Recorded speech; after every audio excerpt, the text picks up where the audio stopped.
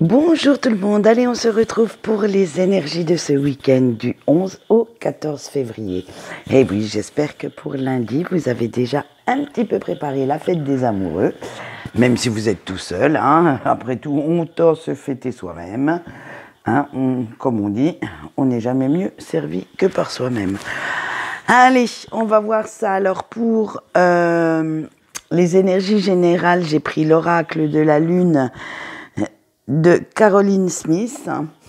Ce n'est pas celui qu'on a l'habitude de voir, oui, il porte le même nom qu'un autre que j'utilise régulièrement. Et pour tout ce qui est sentimental, j'ai pris mon oracle graine de lumière. Allez, c'est parti. Alors, vous allez voir que ça va être assez trash quand même, hein. Assez trash, assez cash même. Pour ce week-end, ça va vraiment créer pas mal de, on va dire, de pensées négatives quand même, hein. Allez, on a eu la chute, le dernier quartier de lune décroissante en terre qui symbolise également la chute, la nouvelle lune qui symbolise le repos, la confession et le palais. Et oui, bien entendu, vous avez pris dernièrement une décision, ou des décisions, hein, et vous vous demandez si en fait vous avez pris les bonnes, hein. Parce que vous avez encore quand même quelques doutes qui subsistent et vous ne savez pas exactement si vous vous êtes trompé ou pas, si vous êtes montré trop impulsif vis-à-vis de cette décision, et vous allez réfléchir comment vous auriez pu faire autrement. Vous allez vraiment vous poser maintenant les bonnes questions. Vu que vous avez acté cette décision, vous allez chercher même des excuses pour un petit peu revenir en arrière et reconsidérer la situation sous un autre angle. Alors, il n'est jamais trop tard pour bien faire. Si vous vous apercevez que vous vous êtes trompé, n'hésitez pas en fait à faire marche arrière, à vous excuser s'il en est besoin, à aller au-devant des personnes que vous avez peut-être blessées en prenant cette décision. Si vous êtes montré un petit peu trop radical, revenez sur vos propos et comment dire, devenez un peu plus mitigé dans vos paroles. Voilà, il n'est jamais trop tard si vous souhaitez changer de direction. Parce que cela va créer un gros conflit intérieur. Et oui, parce que vous vous dites, est-ce que j'ai pris la bonne décision? Est-ce que je suis allé au fond des choses? Parce que vous avez en ce moment l'impression de faire un pas en avant et 2 voire 10 en arrière. Et cela vous rend quand même pas mal agressif ou agressive, renfermé, et vous obligez votre entourage à aller dans votre sens, à considérer les choses comme vous, en fait, même s'ils ne sont pas d'accord. Et s'ils ne sont pas d'accord et qu'ils osent vous le dire, waouh, c'est un déchaînement de colère, une déferlante d'agressivité. Donc faites bien attention à ça, hein. Vous allez vraiment... waouh, ça va être assez électrique, hein. Mais vous voyez la nouvelle lune avec le repos qui arrive, et plutôt que de vous montrer méchant ou méchante, il serait peut-être de meilleur augure de réviser votre jugement ou le regard que vous portez vis-à-vis de cette situation et de mettre un petit peu d'eau dans votre main, hein, parce que réfléchissez bien, mettez un petit peu votre cerveau sur off et changez-vous les idées. Ça sera certainement beaucoup plus bénéfique que de vous mettre tout le monde à dos, en fait, hein. Mettez-vous dans un coin, fermez votre grande bouche et dites-vous « Waouh, on va attendre que ça passe ». Plutôt que d'énerver tout le monde et de vous énerver également. Mais n'oubliez pas aussi que, après tout, c'est le week-end. Donc, vous pouvez prendre un petit peu de temps pour vous, un petit peu de temps pour aller papoter avec des personnes de confiance. Déjà, ça vous fera passer un beau moment et en plus, vous pourrez leur demander des conseils, ce qui vous donnera une meilleure compréhension de cette situation. Et vous saurez, en fait, grâce à ces personnes, vous allez mettre le doigt sur ce qui vous dérange, sur ce qui vous gêne, sur ce qui vous empêche d'avancer malgré votre décision. Parce que vous ne savez toujours pas à ce stade si c'est la bonne ou pas. Et ça, vos amis sauront vous le dire, sauront vous aiguiller et vous donneront un autre avis, vous permettront d'avoir un autre regard sur cette situation. On sait que parfois, nous ne sommes pas très très objectifs par rapport à ce qui nous touche un petit peu de trop près et qu'on ait de meilleurs conseils quand on est extérieur. Mais voilà, hein, avec le palais, faites bien, surtout, bien attention de ne pas amplifier vos soucis, de ne pas vous victimiser simplement pour qu'on vous prenne en pitié. Hein, restez bien dans la sincérité, dans l'honnêteté des faits. Si vous avez fait des erreurs, dites-le, admettez-le. On en fait tous, on est tous humains. Plutôt que de surjouer votre mal-être, il serait peut-être temps maintenant de chercher d'où il vient, parce que parfois, les situations, en cherchant bien la source, sont beaucoup moins noires, beaucoup moins sombres que ce que l'on prétend et ce que l'on veut bien voir. Alors oui, d'accord, vous avez certainement fait quelques erreurs, mais reconnaissez-les et vous allez voir que tout va s'arranger. Allez, nous voyons maintenant le petit message de nos anges et nous avons eu l'ange Réaël, qui symbolise le discernement et la compréhension. Alors, si vous lui demandez, il vous aidera à comprendre et à guérir certaines de vos blessures en vous insufflant l'amour. Et alors que ce soit de vous-même ou de vos proches, hein, ou des personnes que vous chérissez. Donc, moi, je dirais, vu le tirage d'aujourd'hui, notre petit ange Réaël tombe à pic. Donc, demandez-lui son aide pour qu'il vous aide à comprendre pourquoi vous êtes dans cet état-là. Mais voici son petit message canalisé. Vous allez voir, il est très joli. Plus tu positives, plus tu attires la lumière dans ta vie. Donc, arrêtez d'être dans le négatif. Voyez plutôt cette lumière au bout du tunnel plutôt que de voir le côté sombre du tunnel. Et vous verrez que vous vous en sortirez pas si mal. Allez, on passe tout de suite au sentimental et on commence par nos amis en couple. Vous avez eu l'imagination, la passion, la simplicité, l'imposteur, la confusion et la gloire. Allez, avec l'imagination, hein, votre relation vous inspire plein de nouveaux projets et vous laissez vraiment divaguer un petit peu votre esprit pour imaginer la suite, pour voir comment vous pourriez améliorer, vous projeter dans ces différents projets qui arrivent à vous. C'est vraiment waouh, tout cool, hein, parce que vous avez l'impression que vous avez des ailes et que plus rien ne va vous arrêter. Que franchement, tout ce feu créateur qui bouillonne en vous ne demande qu'à sortir, qu'à se propager dans l'air, à se propager à votre autre. Bref, vous êtes tellement passionné par ces projets, par ce qui vous arrive, en fait, que cette passion rejaillit sur votre entourage. Hein. Et ça fuse tellement que vous savez que certains projets seront irréalistes, hein, bien entendu. On imagine toujours plein de choses et qu'il va falloir faire un petit tri pour savoir ce que vous pourrez réaliser à plus ou moins long terme. Hein. On fait tous des projets un peu, des fois, oui, si je gagnais à l'euro-million. Voilà, c'est ça les projets irréalistes en fait. Hein. Tant que vous n'avez pas gagné, en fait, vous ne savez pas exactement ce que vous allez faire. Mais vous pouvez vous l'imaginer. Grand bien vous fasse si vous gagnez. Hein. Allez, avec l'imposteur, il va falloir quand même faire attention de ne pas vous laisser freiner par certains doutes ou certaines peurs que vous avez encore et qui s'immiscent dans ces projets. Peut-être que vous vous dites, et puis si ça venait à casser, si en fait on n'avait pas les moyens financiers, et si... Alors, tout ça, ce sont des doutes qui freinent vos projets. Mais pour l'instant, il n'existe pas ces doutes. On est dans l'imaginaire.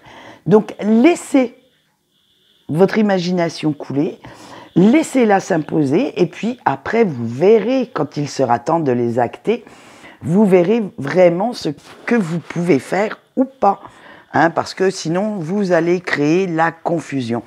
Et vous ne saurez plus exactement quel projet faire, quelle décision prendre.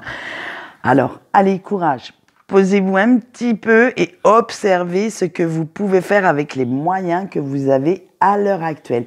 D'où notre carte de la simplicité qu'on a vue tout à l'heure et qu'il y a ce tri à faire. Parce que, vous le savez, certains, sont de l'utopie pure et simple. Hein.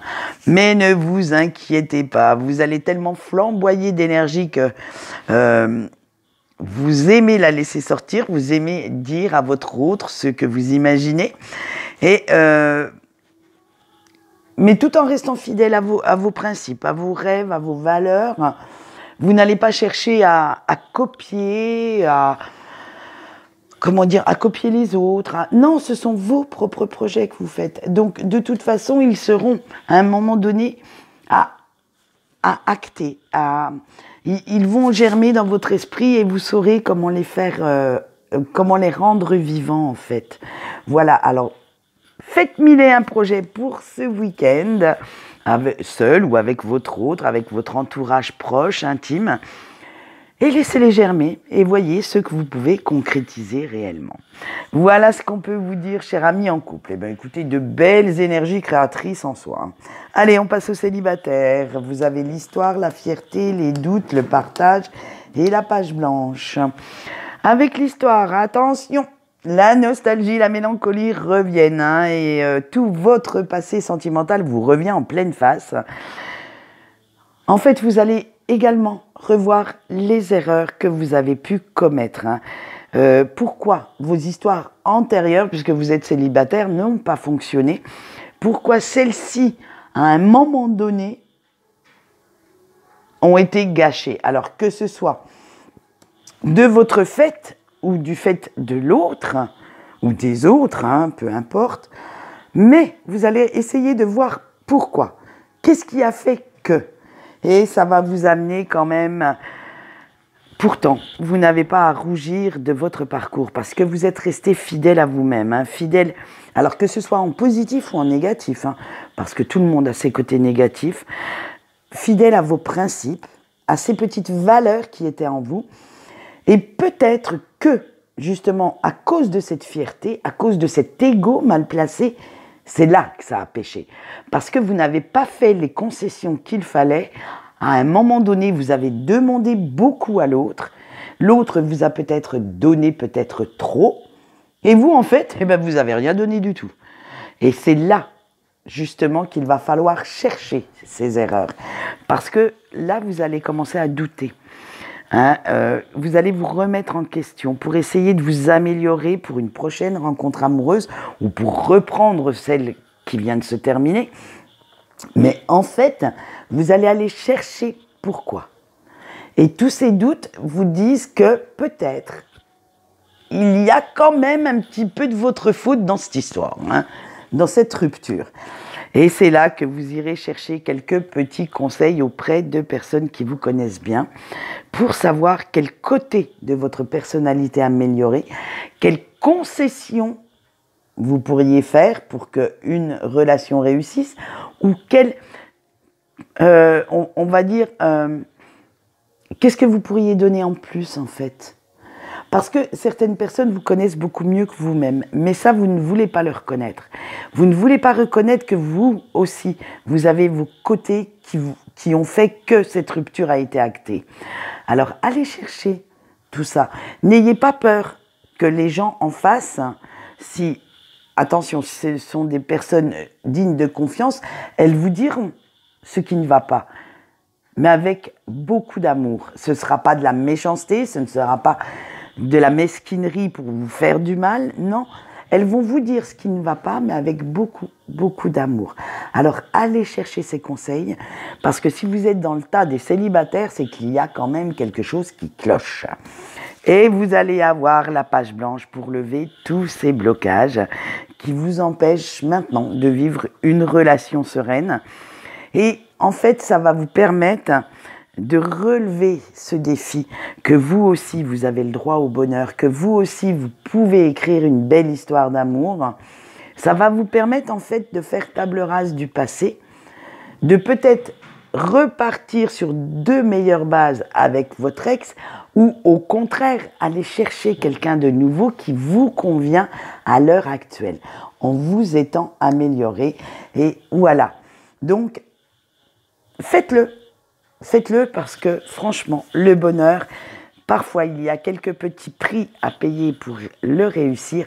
Mais en fait, après, vous allez voir que ça sera, je veux dire, que de l'amour, que de la sincérité. Et vous n'aurez plus à jouer ce petit rôle de victime, ce petit rôle de comment on va dire, cette vie de patachon ne vous apporte plus ce que vous souhaitez. Donc, allez le chercher, ce bonheur. Et même s'il faut faire quelques petits changements, quelques ajustements, quelques petites concessions, c'est vraiment un prix minime pour être heureux. Allez, c'est tout pour nos célibataires. Maintenant, nous allons passer au break. Vous avez le commencement, briller, l'inspiration, l'échec et le travail. Allez, avec le commencement, vous avez vraiment envie de renouveau, vous, hein? Oula, envie de créer une relation sur de nouvelles bases. Mais, attention, une relation avec la personne de votre cœur. Alors, ça sera fini les reproches, fini les larmes, fini les disputes. C'est vraiment, maintenant, ce seront des énergies libératrices et épanouissantes pour vous et pour l'autre. C'est, en fait, avec la carte briller, vous n'avez que de l'amour à donner à cette personne. Et vous savez également, puisque vous êtes dans les breaks, que l'amour de votre autre, de cette personne qui reste dans votre cœur, vous est acquis. Hein? C'est cet amour qui vous guide tous les jours à travers votre vie. Et en fait, cet amour aussi vous éclaire de l'intérieur. C'est vraiment quelque chose que vous avez en vous et vous le sentez, vous le ressentez. Et vous savez que dès que vous pensez à cette personne, la connexion se fait et que l'autre va le sentir. Et c'est vraiment quelque chose qui vous réchauffe le cœur, qui coule dans vos veines. Bref, à la limite, vous n'y pensez même pas puisque ça coule de source. Et ça vous inspire, ça vous nourrit émotionnellement. Et cela influence même vos décisions sans peut-être que vous n'en ayez aucune conscience. Votre autre est tous les jours à votre côté, tous les jours dans vos pensées. Et ça crée cette fameuse connexion qu'on dit des liens karmiques parce que vous êtes vraiment dans son influence. Vous vous demandez quelle décision peut-être cet autre prendrait à votre place. Vous vous demandez comment faire pour que cet autre soit fier de votre chemin, de vos changements. C'est justement ce qu'on va voir. En fait, vous ne considérez pas cette séparation comme un échec, comme une distance, comme un mal, mais en fait, vous allez refouler et les emmener bien loin toutes les pensées négatives. Hein. Parce que ça vous donne en même temps une force, un courage de voir plus loin, de vous relever, de changer. Ce qu'on verra à la fin avec le travail. Et vous allez vous servir de ce temps pour vous. De ce laps de temps qu'il y a entre la rupture et la reconnexion avec votre autre pour changer ce qui doit être changé au fond de vous, pour vous rendre meilleur et pour avancer. Alors, avancer aussi bien mentalement que physiquement dans votre vie. En bref, vous allez vraiment changer plein de choses et vous servir de l'amour qu'il y existe entre vous deux, de ce lien, pour le faire. Alors écoutez, moi je pense que c'est un très beau challenge, un très grand défi. Et normalement, hein, je dis bien normalement, parce que bon, on le sait que parfois il y a aussi des interférences extérieures, vous devriez retrouver à un moment donné, vous devriez recroiser votre autre sur votre chemin. Moi, je vous le souhaite. Et quant à moi, c'est tout pour aujourd'hui. Je vous souhaite une bonne journée et je vous dis au revoir.